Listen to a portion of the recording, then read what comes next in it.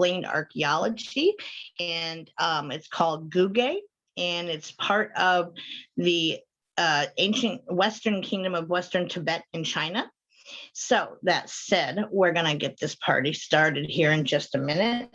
I apologize for my lighting tonight. My overhead light blew on me apparently at some point. And so, yep, I lost my overhead light, and I'm trying to get my notification stuff set off on my, here we go. Just so I'm not dinging stuff left and right. So, yeah, I have a lamp drawn over.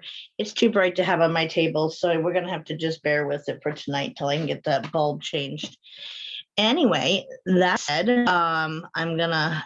we've gotten started in my group yet. So for those, yep, we have. So those who are new to me, I broadcast globally from Soma Fusion Network, and we're on YouTube, we are on Facebook, we are on every social media platform that's there. I do monitor the chat in my group because that's where most people end up attending anyway, is in there as far as, you know, watching me live. So I'm saying hi to them right now and giving them it out so they know that I'm on and I see everybody there. There we go. Okay, so like this, Guge, always before I get started, jump into a topic. My group likes me to kind of cast a circle of protection around everybody to prevent anything negative from entering, interfering, etc. We don't do trolls. Hey, Sandy. And if anyone who is listening or watching elsewhere is interested, my group is called the Willows Bend on Facebook, and it's a private group. So I don't have to worry about trolls coming into the group, but yeah, we just don't tolerate any nonsense anyway. Hi, everybody. Hey, you guys. Lots of love. Stacia, you're on time. Wow, tonight. Cool. Sorry. All right, so let's do the circle real quick here. Get that going. So yeah, I went to get my table set up for my setup and put my overhead light on, and yeah, no light. Contacted my neighbor and no answer. So I took a tumble outside a couple nights ago. So I am pretty sore everywhere, and I'm not up to climbing, not that I should be anyway, but yeah. So needless to say, it's going to have to wait to get changed. So go ahead, Jake, get settled there, baby. So at this stage, I cast a circle of protection around everybody in the group who's watching or on any social media platform or listening around the globe. There may not be impacted by anything negative, no ill will or otherwise, and may they carry that protection outside of the show tonight into their personal and private lives, that everyone stay well, happy, and peaceful. It's always good. And with this sage, I'm going to cleanse my stone of all energy except for its own. We're going to cleanse the puppy Jake. He's looking at me like, what are you doing? Yep, Jake, he's behind. Well, he just moved beside me, and little girl was in the window, but where is she now? She's behind me. She's over there. For those who happen to be watching on YouTube or anywhere else, these guys are my fur babies, little girl and my Dalmatian Jake. They're kind of like mascots to those in my group. We're really a big family in my group, by the way, so that's why we're just kind of following her. That's all right, Gina. It's all good. So anyway, circle of protection is cast, so I will it. So mode it be. That baby is in there, and everybody should be safe and well. And as far as I know, no one has suffered anything terrible since we've been doing that. So that's a good sign, right? Hi, Marianne and Natalie and Stacy and Sandy and Gina and Renee. And who else am I missing? Anybody? Stacia, Kim, love to all of you. So tonight, I had posted into our book group chat earlier tonight that tonight's show might end up being a little bit shorter than normal because I thought this was going to be a really fairly expansive topic. But once I delved into the research, what I really wanted to know about the topic, there really isn't that much research out there on it, which would have taken up a fair amount of notes and research. Hey, Sandy, you're very welcome. And so if anybody who's watching sees me glance down to the side, I have my phone down there that I monitor the chat on. So I just kicked myself out of my group. Holy cow. Okay, try that one again. No. There we are. Sorry about that. So at any rate, I also had an emergency with someone very dear to me last night that also took up more time than I normally have for research. And even then I pushed it for 4.5 hours and stayed up late this morning because I'm a night owl. So I got to bed late trying to finish up what I did get. I didn't have time to combine topics, which is what I normally would have done, because we have another topic on the books to vote on of this nature. So I was going to combine them to fill it in, but there wasn't time. So anyway, we'll get through it, right? It's still gonna be good. It's an interesting topic. It very much is. There's a lot of history here, but there's a lot that's unknown as well, which we always love those topics, you know, for shows, of course. So with that said, there was something else I was going to say. Hi, Mary. What am I missing? I was missing something. I just blanked. Oh, I know. Sorry, guys. I'm just like racking my brain. I was going to say something and thinking while I'm talking. Chris, I didn't get a chance to listen to your message because I was in the process of getting on the air, so I couldn't listen before I got on. But hopefully it wasn't anything major. So anyways, for those who are outside and watching me, if you are interested in joining Willow's Bend group on Facebook, we have like a running list of topics to cover, because this is a topic-based show, so it varies every single week. And we do like a majority rules vote on things. For the following week, y'all do, you know, the vote on it, and then I go and research it out, and then that's what's presented the following week. So at any rate, there are several topics and there was one really good one that I'm eager to get us be able to do, which I was going to combine it last night, but no time. So anyway, we're going to make do with this one. So this one is Guge, and it's an ancient kingdom in Western Tibet in China. So if you look at the map, it's really kind of off to the far corner in the west of China. And I mean, this goes back so far in history. Now, I wasn't going to bore everybody with the who killed who in the wars thing or who ruled what, because some of that, you know, gets very tedious to go through. So I thought I'd kind of circumvent that part of the history and kind of move forward into what makes it an unexplained archaeological site that's unknown. Parts of it are unknown that they just can't figure out. Hey, Karen. So that's what we're going to delve into. Not to mention that most of the Chinese names that are listed for the rulers and so forth, I would slaughter so badly, and I would feel bad that I was mispronouncing them and getting them that wrong. So I figured it'd be a safer bet to kind of avoid all that. Oh, okay. Yeah, I came in just at 8 o'clock. So yes. I know, right, Sandy? Those tunnels are amazing. And that's like the main things I was hoping that would make this topic more expansive, is that they would have done more with that. We're going to get to that. but there are pictures in the group. If anybody in the show hasn't seen it yet, there are a few pictures I posted today of the site itself, like from the full view of it, in addition to some of the underground tunnels and caves. Cat, do you have to keep puking? Like, it's so nasty. Oh, I can't stand puke, human or animal. Like, she just doesn't chew her food. You're gross. She's disgusting. Sorry, everybody who's watching or listening. Yeah, I got a cat who's a puker. She just doesn't chew, and then she ends up bringing it back out again. It's gross. And I really despise cleaning it. Of anybody. It doesn't matter who got sick. So we're gonna let that sit for a minute, because yeah. Anyway, so Guge, at various times in history after the 10th century, the kingdom was held sway over the vastness of the southeast Zanskar, either by conquest or tributaries, which a tributary is kind of like, like you pay us to keep you safe, basically. Hey, Tanya.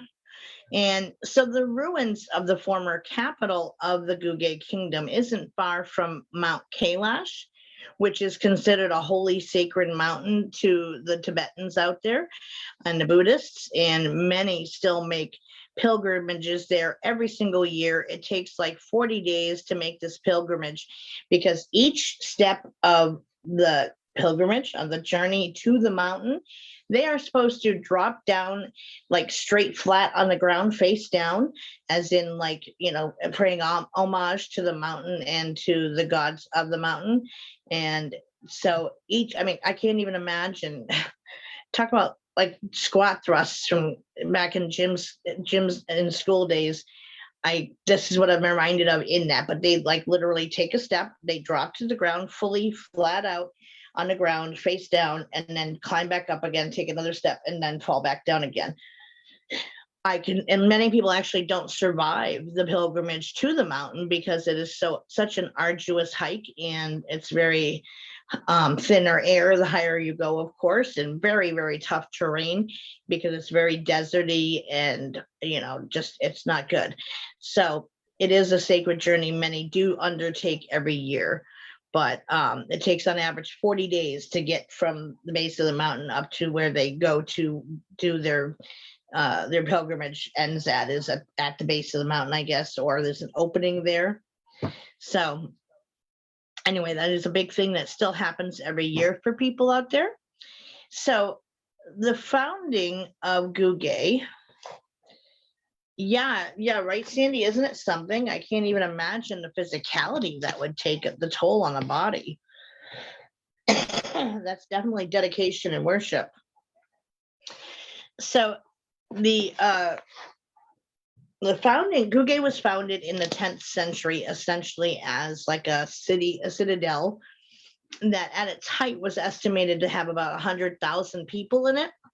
And the first Westerners to reach Guge were a Jesuit missionary named Antonio de Andrade and his companion Manuel Marquis in 1624. Now, de Andrade reported seeing irrigation canals and rich crops in what is now dry, desolate land. If one can even look at the photo of the picture I posted of the site, it is very deserty and arid. There's nothing, nothing growing there by any means. So, but in 1624, it was, I guess, like basically like an oasis in the desert.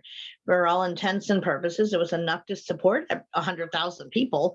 So they would have had to have had irrigation canals in order to grow crops and so forth. So, the Westerners who came, they were allowed to build a chapel at Saparang and instruct people in Christianity.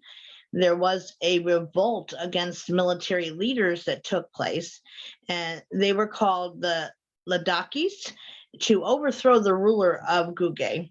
Now, there are rumors, but haven't been proven by any evidence, that the Ladakis slaughtered the people of Guge, and only approximately 200 people survived and got away or took to the tunnels.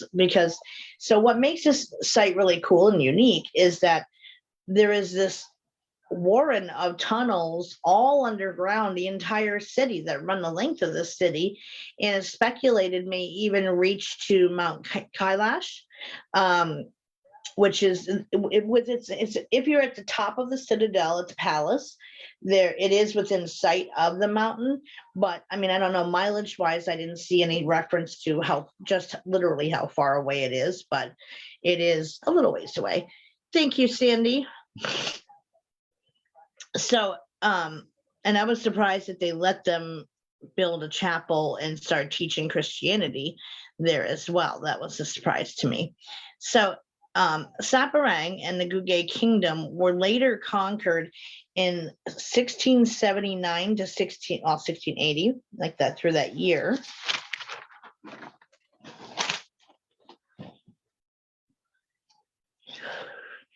by the Lhasa-based Central Tibetan government under the leadership of the 5th Dalai Lama driving out the Ladakis. So that when that transpired, the Ladakis were kicked out, and the 5th Dalai Lama took over the ruling of this empire. But this empire, which lasted longer than any other empire in Tibet, suddenly disappeared, leaving only empty houses and broken temples behind. What happened to them? Because again, we're talking 100,000 people at its height. That's a pretty big city, right? And it's almost like it's been likened to, if anybody remembers the story of the quote ghost ship, the Mary Celeste, where the entire crew just vanished without a trace, like mid-meal. Like they were literally in the middle of eating and just there's no signs of them left behind. Well, this is kind of what they found there. The temples and things were in ruins and broken, but the houses were empty. All possessions were gone, just like gone. There wasn't any signs of drought because, like I said, Karen, when the two Westerners came, the Christian, the Jesuit missionaries, they came in 1624, and so the monastery took basically, or the Dalai Lama, they took over by 1679 to 1680. So that's not a big time frame difference there. You remember seeing that on the show? You watched the movie Saturday. What movie, Renee? About the Mary Celeste? Is that what you guys are talking about? So the site's been likened to that because, like, so the kingdom that vanished.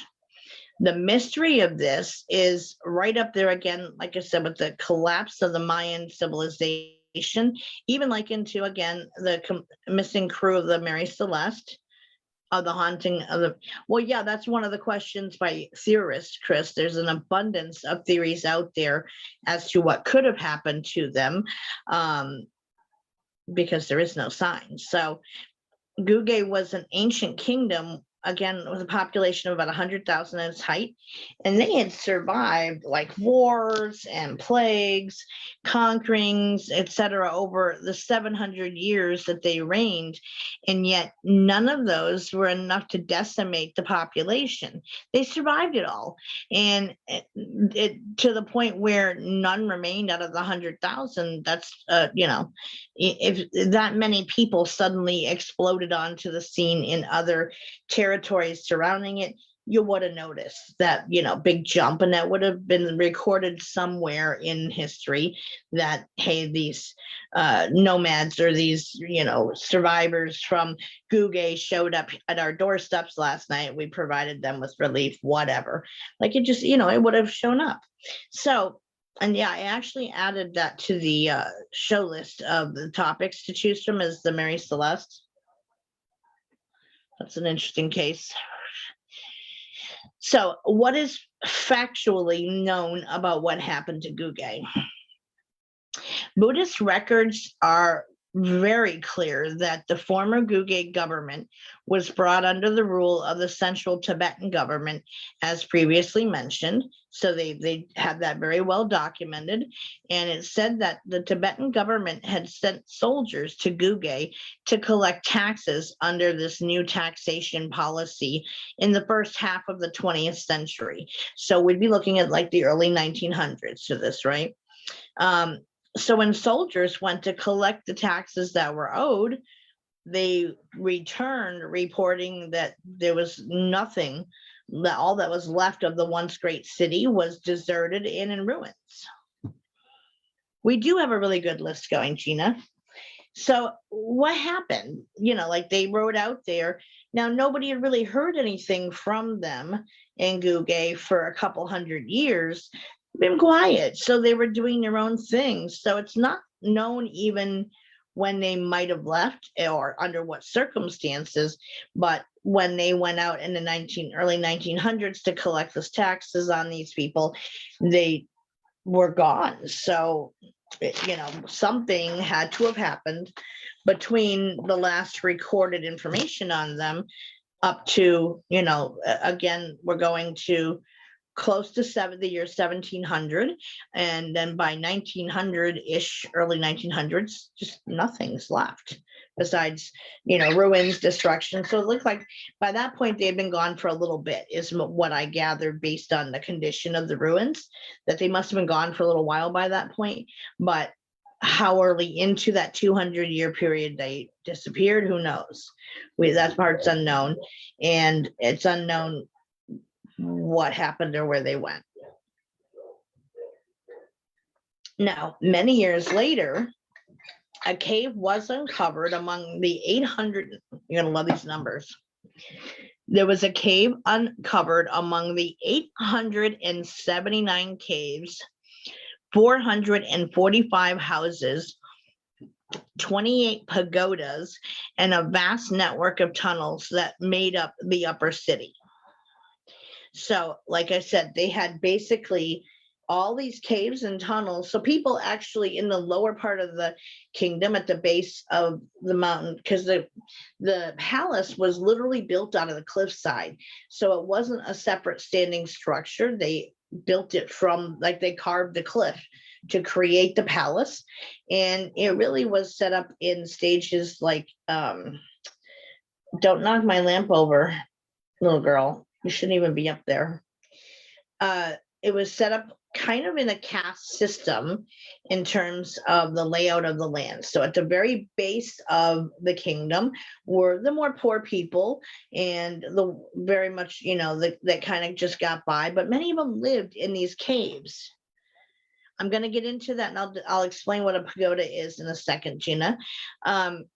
The middle of it, on the way up to the palace, that was more the middle working class population that lived there, moving up to the castle, the palace, where the royalty lived. So there were all these caves underneath that ran the whole width, breadth, length of, and tunnels that ran underneath the entire site, essentially.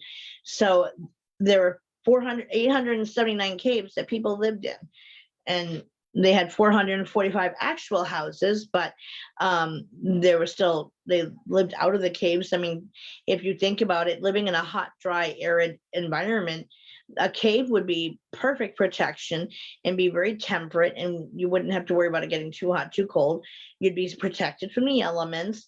You'd be safe, reasonably safe, if there happened to be some invading people or whatever, you could get away. So that was the thing. So a pagoda is basically, it's not just a temple, but it's a hallmark of Chinese architecture. Now, I do have like the whole definition of it. I actually wrote down. Let's see. Okay. Pagoda is a tiered tower common to China, Korea, and Asia. Most have religious functions, often Buddhist, and although it's a Chinese architecture, Guge is in Tibet, which is actually still in China, but it's off to the far west. So it's almost like, how for those who buy crystals and gemstones, and you see those towers of selenite where they're tiered. Well, that's kind of like what a pagoda is, except much more detailed and bigger, of course. But they are in tiers, and they build up upon each tier, getting smaller towards the very top of it. And that's what a pagoda is. So there you go, Gina. So inside one of those caves, that was underneath the vastness of the city, there was a network of tunnels that made up the upper part of the city that went right before it went into the palace area. Inside one cave were found the skeletal remains of about 30 men and young women, some being wrapped in ancient robes. Now, these were the only skeletal remains that have been found on this site anywhere, on this, like, throughout the whole dig site. These 30 skeletons are the only ones, but it gets even weirder. You're very welcome, of course, Gina. it gets even weirder, guys. So they were wrapped, some of them were wrapped in ancient robes, and it was men and young women. But oddly, all the skeletons found there, out of the 30 that were found, they were all missing their heads. Can't figure that one out, of what would have been the point of that. To this day, they have never, no one has ever found any of the skulls that belong to these skeletons anywhere within the city ruins. Just gone. Somebody must have taken their heads for whatever purpose, but 30 out of 100,000 people, that's the only skeletons that have been found that were from the population that lived there, was 30 out of the 100,000. And those 30 were all missing the heads to their skeletons. So basically, they were in a cave and they were found sitting up, in a sitting up position. Some had robes on, ceremonial robes on, but they were off with their heads. But the skulls were never found anywhere. So who took them, or what purpose it served to take them with them? I mean, I can't imagine you like a family member or something being like, you know what? I'm going to take my Auntie Rose's skull with me as a reminder of Auntie Rose. Like, no, I don't see that happening. So it's unknown just what happened, why they were beheaded, or, were they beheaded before or after death? Unknown. Yeah, that's why it does kind of sound sacrificial in nature. But again, yeah, no heads. Now, they did find braided hair not attached to the skulls or anything, but lengths of hair, as if they cut off a woman's braid or something, or a man's braid, that hair that had been braided and they cut it off. So they found that in the cave as well, and some cloth wrappings with the skeletons. So it's unclear again if it was some sort of specialized funeral cave, but if so, why no heads? Or were they casualties of the war with the Ladakis and invaders? Unknown. It could be sacrifices. It could be any number of different things. It's an odd thing, but again, no skulls. So now the mystery. So what happened between the conquering of Guge by central Tibet in 1680 and the visit by the taxation soldiers in the early 1900s? That's the question. Now, the evidence looks like this wealthy social society, or civilized society, vanished almost overnight, leaving nothing behind but the frescoes and the murals that adorn the palace walls, which are still very much present. They're quite beautiful. It's now a tourist site, so one can go and tour the site of it in these ruins, and the colors are still quite vibrant on these frescoes. Now, a fresco is like a painting that is painted on a wall. So it's kind of like a mural, except it's very specialized as to what it's about. Whereas a mural can cover an entire big wall space and continue onward, depicting scenes or telling a story. And that's how they kind of figured out, and a lot of like what life was like back then was what that was shown in these frescoes and murals. How did they subsist back then? Because it told the stories on the walls, and that is, their artwork is still there, but that's about all that was left behind. So theories on what happened. There are no known descendants of Guge to have survived. They did leave behind their homes, tools, and personal possessions. So it's like they left without taking anything or in a hurry, which would suggest that they weren't moving somewhere else with intention. If they were moving with intention to somewhere else, to another location, they would have taken their belongings with them, because that's what they would need to start over or to perform their job and, help grow crops, whatever it was. You need your tools for that. You would have taken your stuff, and then that wasn't left, that wasn't taken. Took away their memories, any info these people had. Yeah, I don't know. Like I said, these are all just some of the theories that exist out there because it's completely unknown. Now, some believe that they took to the many tunnels and caves, which many believe that if they were followed out to either, now, there's a story in China. Many of us have heard of the sacred city of Shambhala, which is basically the equivalent. Well, for those who saw my show on this, excuse me, where the Lemurians live underground in Talos, it's kind of like that is what Shambhala is. It's supposed to be where you can exist there in physical or non-physical form and in a higher state of consciousness, in higher state of evolution, and where everything's like peace, love, etc. And that is what Shambhala is supposed to be. Now, Shambhala is supposed to exist behind that Mount Kailash that was in sight of the Guge kingdom. And that many still pilgrimage to the Mount Kailash today. So Shambhala is said to be behind that. It's unknown if the tunnels that they had underneath Guge led all the way to Mount Kailash or to Shambhala, perhaps. There is very little research done on like where all these tunnels go to.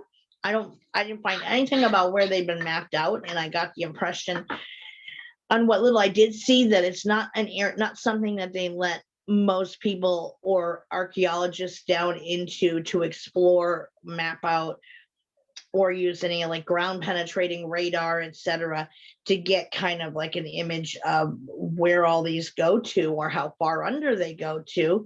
So that's unknown still to this day.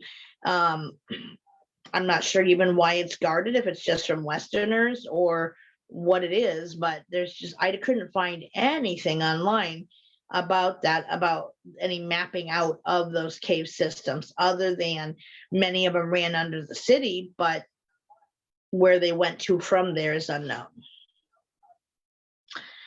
I don't know if the Vikings went to China. Did they, Karen? I'm not sure what their range for pillaging is. I do know many Vikings kind of stopped doing that stuff towards this time frame when they went out to collect the taxes, because Christianity had reached the Vikings, and of course the pillaging way of life was kind of anti-Christian, so many of them had given up that lifestyle when they converted to Christianity. So many had stopped that lifestyle back then, or by then anyway. So I don't know if that would have been a thing, you know what I mean? It's hard to say. It would depend on when exactly Christianity reached them, and like the conversions of the Vikings were happening in relation to that 200-year period of time when they disappeared. Vikings were in a lot of unusual places, but again, once many of them converted to Christianity, they gave up that lifestyle. I did do a show on the Vikings, but I'm not clear off the top of my head on the dates of when a lot of that conversion was happening. I would say definitely by, if they got to Guge in the early 1900s to collect taxes, and the last known writings that were found describing Guge by the Buddhists were in like just about 1700. I mean, that was the time when a lot of the conversions were taking place to Christianity. So they may not have, they may have already given it up by then. I'm not sure. So, I mean, we could add that to the list of theories of possibilities. So some believe that they took the many tunnels and caves to, and which many believe that they were followed out to either Shambhala or Mount Kailash, which was visible again from the ruins of Guge. And every year, again, there's still pilgrimages there, so it's still an important holy site to them. But did the inhabitants have a labyrinth of tunnels leading underground all the way to the sacred mountain? Again, it's unknown, because they wouldn't let anybody under there to really explore them out, all of them, to the length of it. It's very bizarre and interesting. Yeah, definitely, Stacia. So it's unknown how far the tunnels go. Now, according to the ancient Buddhists known as the, let me see if I can say this right, Kalakakra Tantra, Shambhala was located possibly behind Mount Kailash, but it was kind of hinted at, but it wasn't overtly said. Yes, it is. That is where it's located. It was hinted at being there. Some even interpret the ancient texts as Shambhala being within Mount Kailash. During the 900s, as far as conversion, Renee. So again, Shambhala is believed to be a place of peace and tranquility, a society where all inhabitants are enlightened, and it originated from a prophecy in Vishnu Purana, which is a genre of ancient and medieval texts of the Hinduism faith, and will be the final birthplace of Vishnu, which was a supreme being in Hinduism. There have been many UFO sightings over and around the Mount Kailash area. So that is another theory, like Chris had mentioned. And again, one can liken Shambhala to Talos, as far as, you know, which is here under Mount Shasta in Washington State in the United States, that enlightened beings are supposed to live underground in, and that they can exist in physical or non-physical form. So could the ancient tunnels lead to Mount Kailash and Shambhala, and that's where the 100,000 people minus 30 went to? Maybe. I mean, you know, again, it's going to be dependent on them allowing the mapping out of those caves and the tunnels underneath to show just how far they extend from the city. Now, there is, interestingly, another similar story of a lost city of Kucha, which also disappeared, which was northwest of Guge. Now, I tried to kind of find them on the map to get an idea of the, you know, how many miles apart they were. It doesn't seem like it was all that far from them, but I couldn't get an exact distance on it. But they also disappeared. And were they related as to where they went? Maybe.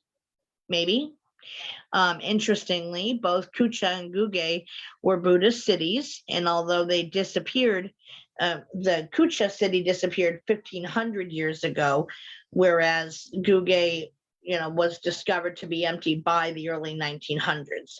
So there was a big time frame difference there between the disappearances. But, you know, if what they say is true, that time is relative, well, would 1,500 years be a big difference in that instance? Who knows? Well, with no bones, but the ones without a head, they went somewhere with someone. Correct. People believe Lord Shiva is still in Mount Kailash, yes. And that it, you know, in Shambhala is where the Hindu god Vishnu is supposed to be reborn to. So it is interesting that two different cities not too far from each other had a disappearing population. There is actually a lot more known on Kusha, which I hadn't heard of before I was doing the research, than what is known on Guge. Even though it was a lot longer ago, there were better records and a lot of writings that were found and stuff from them that, you know, told their story, so to speak, and their histories. But yeah, they disappeared 1,500 years before the Guge population. Headhunting was more like in the Amazons and stuff than in China. So the caves, now at the base of Guge is where the poor and the laborers lived in the caves. Halfway up the mountain were the people of middle class, like merchants, monks, etc., which led up to the top of the fortress and the palace. And there were signs of a stable actually being up on top of the city in the palace, like at the roof of the palace. Obviously, horses could not climb the sheer cliff face that the palace was built out of. So that was kind of what first tipped them off to the fact that they, you know, were they must have had the underground tunnels, is how else could they find or have horses up there? There was like horse poop mixed in with the soil on top of the palace and the fortress. So they would have had horses up there like a stable, they thought. Like a stable was kept up there. So they would have had to be leading these horses through the tunnels to get up there. And that's kind of where they started looking first more in depth at the caves themselves. But again, no mapping has been allowed to be done of all the different tunnels and where they are. Hey, Miss Annette, how are you, beautiful? Now, a secret tunnel was found leading from the palace all the way down through the civilization, but how much farther did it go? Again, unknown. It's also wondered if Guge wasn't where the Shambhala tale might have come from, meaning that, it was a pretty big to-do for many years. And obviously with having the water being brought in through irrigation systems and growing crops, and that they'd evolved and turned the desert area into essentially a paradise in the middle of the desert and made it work for how long. So it's wondered if what is alluded to as Shambhala, the tale of it, wasn't actually Guge. There are 4 tunnels within Guge underground that go in all directions, but they couldn't find whether any lead to Mount Kailash or not, because like I said, they're not allowed to go fully mapping them out. So the caves did go 370 feet under the ground, which is pretty far. Now, of interest, you guys are going to love these numbers too. Adds to the mystery and intrigue. So now of interest, archaeologists estimate there would have been a volume of over 370 Olympic-sized swimming pools worth of rock debris in order to build these tunnels. Yet nowhere above ground is there any signs of what they did with all of that from mining the tunnels and stuff out. That is very far, Stacy. Yeah, absolutely. So, they carved out all this tunnel system that equaled, they could have filled 370 Olympic-sized swimming pools with the rock debris that they were taking out to make these tunnels. But there is no like piles of rock found anywhere around Guge that would show like, hey, we're taking it here to dump it, or, we're kind of spreading it out and building this. There's no like dirt and rock piles any place to be seen. So what happened to all of that debris? There's another question. But there's no evidence of what they did with it to be seen, as none even inside the tunnels are free from any debris from building them. So as many as 20,000 to 60,000 people, they estimate, could have lived in those cave systems, as well as livestock too underground. Right. Well, that's what they're considering, because of they have had so many UFO sightings around Mount Kailash. Is it possible that, aliens were somehow involved in the building, or some advanced civilization had helped build it and then took off? Everyone, any guess at this point is better than any, because there is no signs one way or the other of it. So they thought that the tunnel and cave system that they had been able to explore could have supported 20 to up to 60,000 people underground in the caves and tunnel systems, and including their livestock as well, as they would have had enough to keep them alive. There were air vents and deep water wells that would have made that possible for them to live under there for years at a time. And even like their wells, that's the part that went up to 370 feet down, is how far down they would dig their wells. I did see an image, like a video of that, and they were, you wouldn't want to fall off the edge of that baby, and that was, had water in it still to this day. And that's where they would have gotten all their water from for growing the crops, bathing, taking care of any animals that were under there, and their own needs as a human being to, consume water to stay alive and stuff. So, hi, Dad. So the walls alone were dug to depths reaching down 100 yards, which is 300 feet or more. So they, that's how far down the wells were dug. So like I said, I guess about 370, but it was about 300 feet down. They would dig these wells to be that deep. And they also had wheel-shaped self-locking doors that would not allow anyone inside. Now, they did show one of these on this video I watched, and they were these huge weighted stones. Now, I'm not sure of how it would lock, and that they had, and this isn't the only site that has these too, which I find interesting. Many of the ancient cave systems that exist around the world that have been found that could have sustained thousands of people for a long time under there, have these huge wheel-shaped stones that are doors. And once rolled back in place, you can't get in. You can't get this puppy to move from the outside. Somehow there's some locking mechanism on it that is openable from the inside, but you can't get it open from the outside. And I mean, I can't even imagine how they would make these things move, because of the sheer volume and weight of them. You'd be looking at several tons. And it's not like you would have 10,000 people standing there to push this stone in place. So there was something unexplainable with that part, but this was found. Yeah, well, that's the whole question, is that, all of this exists under there. But again, hi, Terry, there's no signs of where any of the debris that was put into making them or otherwise. So they had these, again, the wheel-shaped self-locking doors.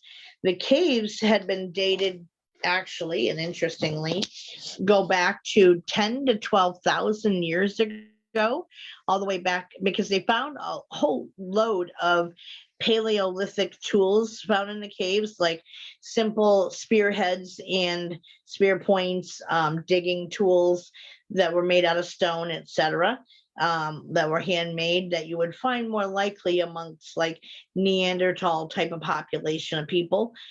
So the cave system was originally dated to be like, I think they said something like 5 to 9,000 years old or something like that. But then they found all these tools within the caves that pushes it back even further to 10 to 12,000 years ago. And it falls within the Paleolithic period, when, again, they were hand creating hand hammers and digging tools and spears and spearheads, that type of stuff, arrow points and things, where they had like a whole big display of them that they showed of that were made of rock.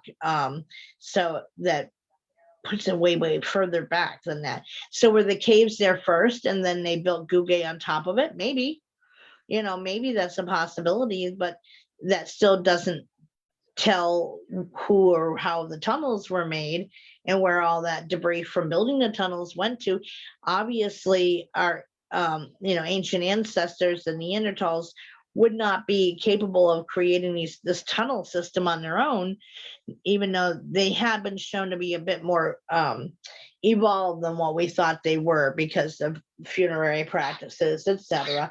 But they still were very simple people, and they weren't ones to create the wheel, so to speak. So the idea of them being able to carve out the tunnel system or build Guge as a city, no, that wouldn't have happened, obviously. But did they choose to build Guge where they did because of the caves and the tunnel systems that were there maybe already? I would think that would be a good plan to take of action in order, like, hey, let's build this because this could be an escape hatch for us, or a way to traverse between the different parts of the city and go underground to do it, and you wouldn't have to worry about safety or weather. And they did have a history of warring and invasion happening in their early history, so Was that a way for them to still exist without having to go anywhere? Maybe.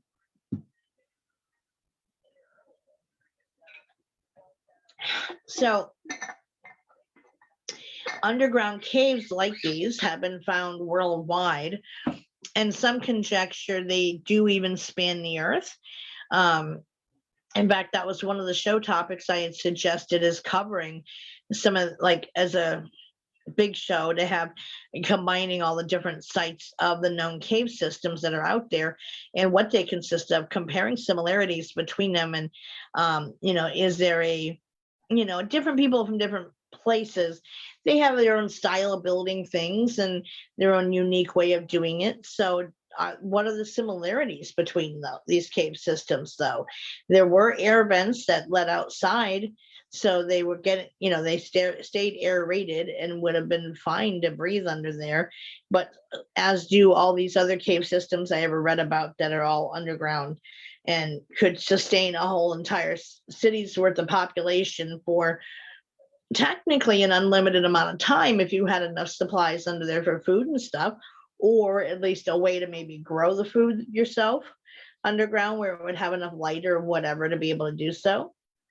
Something to think about. So basically, like, what do you guys think? How do you think that the people of Guge disappeared? Do you think that they, like, dispersed into the countryside, or is the legend true that all but 200 were slaughtered by the enemy and they just slowly died out, or dispersed into the countryside and blended in with other area civilizations that nobody really noticed that they joined because there was only 200 survivors of them left? I mean, again, there's no surviving evidence that that is what happened, about the slaughtering of all but 200 of Guge's people, but it's one theory. So what do you guys think? How do you think, or how would you explain it? Aliens or Vikings, says Karen. I think they're living in the back of that mountain, says Sandy. Combination of all of those. Yeah, it is possible that they could, if what they say is true regarding the underground cities that, pertaining to Lemuria and all of them. I mean, the Agartha network is said to be, no, we don't have any proof that it exists, but those who believe in it say that it spans halfway around the world as far as connected underground cave systems that open up into many different tiers and levels underground that hold and sustain these populations of people. Not them, but their ancestors, right? Galactic involvement. I mean, I can't think of anything better as far as the possibilities other than those myself in researching this out. Like I said, I would have liked to have seen more information on the cave system, but I used two different browsers, big name browsers, and did not yield any other results as to where they went and what happened to them. So, or under mapping the, ow, don't step on my knee. Sorry. Yeah, I banged my knee up pretty good when I fell, and she keeps stepping on the exact places where I banged it up, of course. So yeah, it's unknown. Yeah, no, they could still be there. Absolutely. Damn Mongolians. It is a mystery that still to this day has not been solved. So I would like to see the tunnel system mapped out further. How far does it go? Does it reach Mount Kalish? And is it, is there enough, does the same system able to sustain that big of a population exist? Could it, do the tunnels live there, and are they big enough of a space that they could be under there? Who knows? There very well could be. 2 days ago, well, 2 nights ago, and that. So what? Saturday evening must have been. Yeah. It's only the second time I've fell since I've lived here, so I've got a record. I broke my record, unfortunately, but yeah, it was a pretty good one, and I got banged up everywhere. So yeah, I'm pretty black and blue in many places, and bruised to the bone in different places and stuff. And again, she has this knack for standing on the exact spots every time. No matter where she goes on me to stand, she hits them. Yeah, and it hurts a lot. Yeah, she's my little pain in the bum. So anyways, that is what is known anyway regarding Guge. Again, I didn't get into the super ancient history of who conquered who and what rulers it had, because again, I would have slaughtered the names of them and stuff, but I figured enough. This is really the biggest mystery part of it, more so than that part of the history of it. We are supposed to get storms here too, Karen, actually. So there you go. There's Guge. Like I said, I would like to see those tunnels mapped out. In one of the other places, one of the other topics I had suggested, Darren Kuyu, it showed a map, like an illustration of what all the tunnels look like they drew out what they look like if you're looking at a side slice of them, which was very interesting. I would love to see something like that pertaining to their tunnels. So other than running through the city, it's kind of unknown. They do hurt, yes. I mean, I call myself a bumble, but wrap your knee in cabbage leaves, cover it with plastic wrap, leave on for 2 to 3 hours. They'll bring down the inflammation. Spinach around it, seem to be mobile. Unfortunately, I don't have any cabbage. Yeah, thankfully I didn't fracture ribs, but I was getting the last of the groceries out of the truck and the heavy stuff and tripped over the wagon while trying to avoid his lead line and went down over the wagon. And yeah, it's kind of on a hill, slight hill, knoll, if you will, and rocky. Hi, Erin. You just missed most of the show, sweetheart. Love to see those tunnels. Is Mount Kalish one of the sacred mountains that not everyone can access? It is accessible, Stacia. Like I said, there's like annual pilgrimages that happen every year where they go.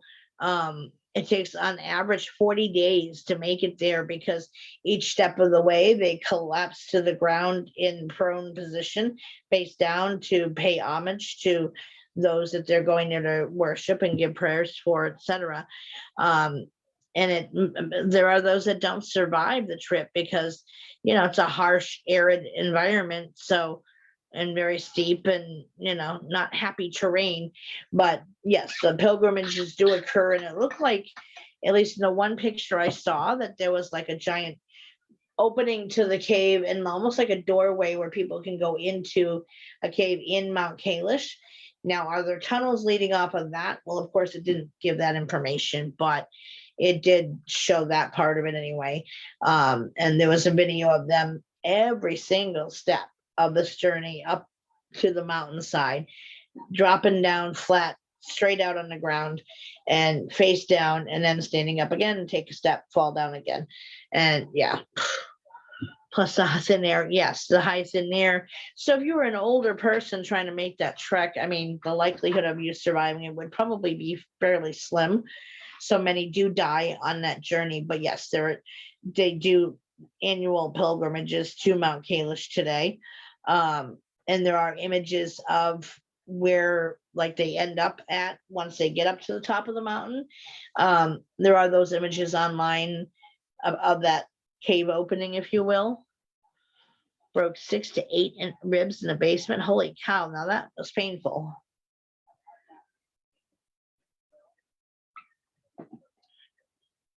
And I just hit all my joints basically. And of course, I've got severe arthritis in all my joints. So hits like that hurt more than, an average person would just jump up and be like, oh, ow, that kind of hurt, but you'd be fine in an hour.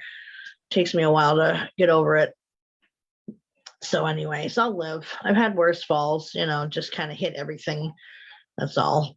But so that part's still unknown. But again, it did happen to another population of the Mount Kucha people, except they disappeared 1,500 years before without a trace.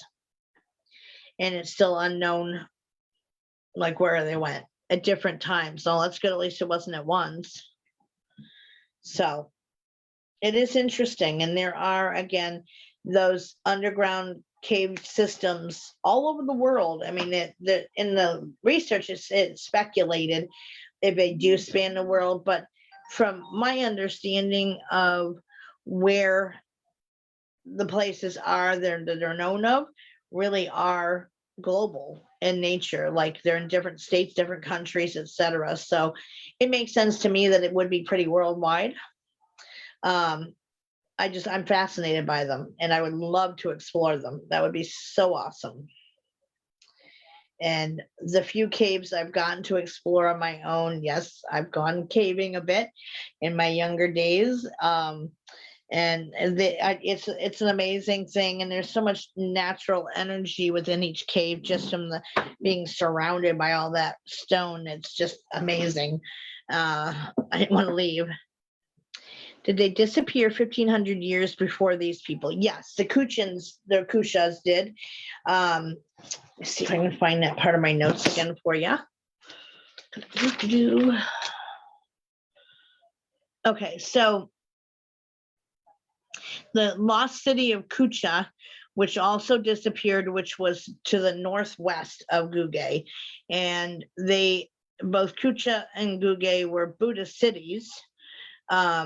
But they disappeared 1,500 years ago, whereas the people in Guge must have disappeared sometime between, say, 1700 and the early 1900s. So in that 200-year period of time, something happened. And I'm thinking it would have to be closer to the 1700s time period, because in order for the temples and stuff to be in ruins by the time they went there and found them, they would have had to been gone for a while. Carlsbad is awesome. I've never been to Carlsbad. Yes, it was. That's why I said, was it anything related, because it was so far time difference, but they are in they're not that far away from each other space wise. There is more information online about the Kuchas. And like I said, I came upon that research whilst researching this topic. Had never heard of it before, but there was a lot more written material pertaining to the Kuchas, I guess. So, but yes, they disappeared 1,500 years ago, whereas the Guges disappeared in more recent history time frame. So, but they were both Buddhist cities, if that means anything for you. So the next Willows Bend is going to be on the 24th at 8 p.m. Eastern time. And again, anybody who's watching who is interested, welcome to join my Willows Bend group on Facebook. I go live in here every Monday night, but I'm broadcast out on Soma Fusion Network. You can rewatch the show pretty much on any platform out there. The video will also be on YouTube, both on the Soma Fusion site, our channel, as well as my own channel on YouTube. I've been saving my shows over there as well.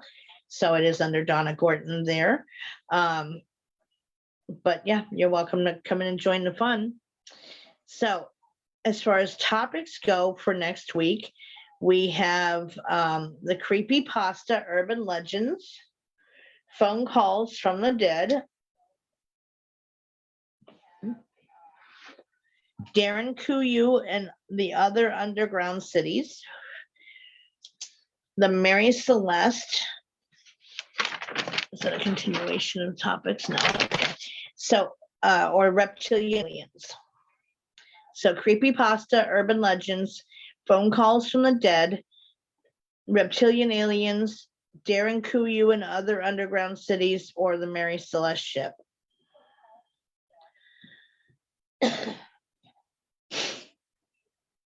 And please like and share out too where you can. I would appreciate it. Phone calls from the dead, says Karen. Tanya says phone calls from the dead. Aaron says creepypasta, legends, and the aliens. Okay. Phone calls from the dead, says Annette. So creepypasta, urban legends, phone calls from the dead, Darren Kuyu and the other underground cities, reptilian aliens, and the Mary Celeste. Sandy says phone calls from the dead. Mary says phone calls from the dead. Renee says phone calls. Sandy says phone calls. Natalie says Mary Celeste or phone calls. Chris says phone calls. So far, that's winning by a landslide.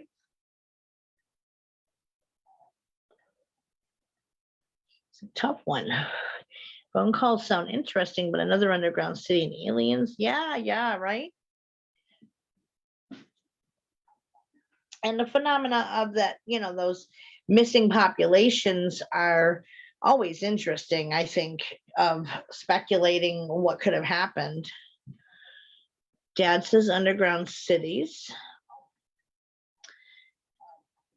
Tossed up on phone calls, but the celestial thing. Mary Celeste, you mean, Gina? The ship with the missing crew? Yeah, she just kind of showed up and like everybody was gone mid-meal and food was still on the table and dishes out and like they disappeared at dinner time, I guess. And it's unknown even to this day where they went and what happened to them. Pretty interesting. So is that everybody? So we got 5, 6, 9, 10, 11, 12, 13, 14. Yep, that's everybody. Well, it looks like phone calls from the dead wins by a landslide for this week. Okay, so let me copy it over. I got to go with the underground cities. They all sound interesting. We eventually get to all the topics on there. I mean, if there's a topic that doesn't get chosen, 2 to 3 weeks in a row, then I drop it off the list and, go from there. But I always end up coming across new ones within research to add to the list, like the Mary Celeste. I was like, oh, that would be an interesting one to cover. We've never done that one. So I threw that on the list.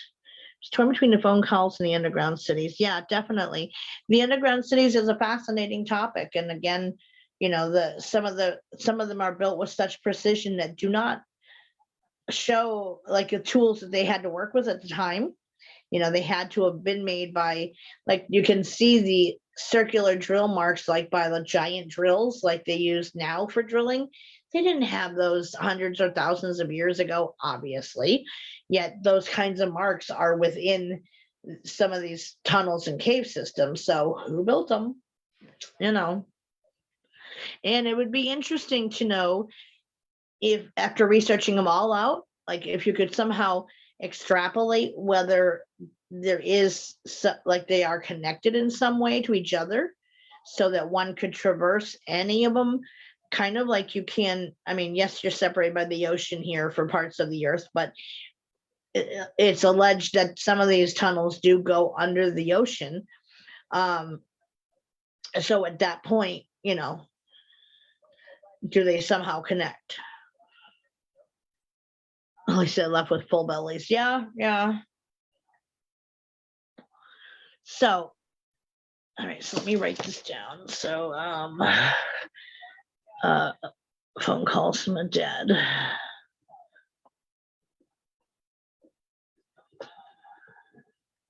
For next week. Now, we did start the new book in the book group. Always look for a silver lining. That's right. The cup is half full. We started the new book, The Coming of Seth. We did get through 4 chapters of it. It's not a super long book. After that, we're going to be covering the material, the Seth material. So we're kind of going to be going in order of the way that they were published. So we're backtracking slightly to The Coming of Seth and the Seth material from the original Seth Speaks book, but it's all good. I didn't think there would be that much interest in the topic as there was. So I do the book group for anybody who isn't in it every Wednesday night, 8 p.m. Eastern time, in one of the messenger chat rooms. We do video chat and I narrate so that if someone can't afford to buy the book or doesn't have it available, whatever, I read it out loud and pause periodically and make sure everybody's with us, answer any questions and or discuss interesting points even about the book of whatever we're talking about. And people really wanted me to continue with that. So we're going to be continuing with that. So we might even finish The Coming of Seth this Wednesday. You guys are funny. And then might pick up on the Seth material, unknown yet if we'll get to it or not Wednesday night, but we should get pretty close through the current book for people like me who hates reading books. Exactly. And I'm not a mistake-free reader, of course, but we take frequent breaks and whatever. I have to laugh because I ordered 4 books on the same day, and the only one that hasn't arrived is The Coming of Seth. That is funny. Well, and I wish, the only bad part about doing it in the way we do it is that it's not recorded, so someone can't go back and watch the replay of it if they were interested. But how many people actually would anyway? Probably very few. So that's Wednesday night, 8 p.m. Eastern time on the 19th is the book group. And then Friday night, 8 p.m. Eastern on Facebook, I have my own page called Beyond the Veil, where I give readings and so forth. I am a psychic medium as well, so I do that as well for people. I use oracle cards and do spirit connections, etc., for people who have lost loved ones that want to connect to them, etc., or pets even. They're part of the loved ones crew. And then Monday will be the 24th, and we'll be in here for phone calls from the dead. So that's the upcoming schedule for the next week. Everybody is welcome to connect with Soma Fusion Network. We also are supporters of the Saavi brand fitness wear line, and you can connect with us if someone is interested in something from that, or a sale of one of the items of clothing, which is really all about supporting, putting a positive body image of women of all sizes, or love the skin you're in, essentially, and makes plus sizes for those who are not a size 0, who want to have workout clothes, etc., fitness wear, comfortable wear, running around town to do errands wear, that type of thing. So that can be found also on the Soma Fusion page. You guys are funny. And so, yes, we are supporting them now, and they're supporting us in return. So let's do Soma Fusion. So yeah, that's the plan, guys. So again, if anyone is interested in the group, you can find me on Facebook at the Willows Spend group, or through private messenger chat. You can hit me up under Donna Hawk Who Walks the Land Gorton, which is my medicine woman name. And so you can find me that way. I'm pretty findable, or even message me through the Soma Fusion page. And with that, hi, Christopher. Yeah, we're just wrapping up, honey. It was a shorter show tonight. I fully own that. I had an emergency come up last night to do that, not for me, but for someone else very close to me. So it was a short one, but it was a good show. You're very welcome, Stacia. So with that, guys, I will call it a good night. Hey, you got the rest of the night free. There you go. So everyone enjoy the rest of your night, and I will see those who are interested in the Wednesday night book group for the Seth, the Coming of Seth. Something just flew from my, sorry guys, hang on. Sorry, my notebook or my tablet tipped over on me. Trying to see what flew out of the corner of my eye. I think it's probably my show list. I write down the episode so I can keep track of what's been covered. So anyways, so the book group Wednesday, Friday readings in the Beyond the Veil page, and then back in here Monday for phone calls from the dead. So with that, I love each and every one of you. I send you all with love and light, and hope you have a great week. And if I don't happen to see you, good night, Dad. Excuse me, love you. Yes, you did go on a little earthquake ride, right? I was like, I couldn't get a hold of it to get it stood back up again. I was like, oh my gosh. And the paper's down on the floor somewhere. I'll find it. Not a big deal. It didn't go far. It's probably just right where I can't see it is all. My klutziness did it, Marianne. Thank you, Gina. Yeah, that was actually my first tapestry I ever had, was that one. Love you too, Annette.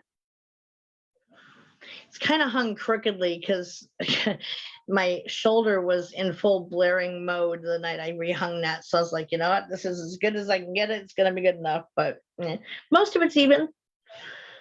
So love and light to all of you. And I'm going to let Katie know that we're done here. And so let's see here. All set. Okay, there we go. That way she never finished. Oh, okay, she got it. All right, lots of love, guys. Good night. See you around.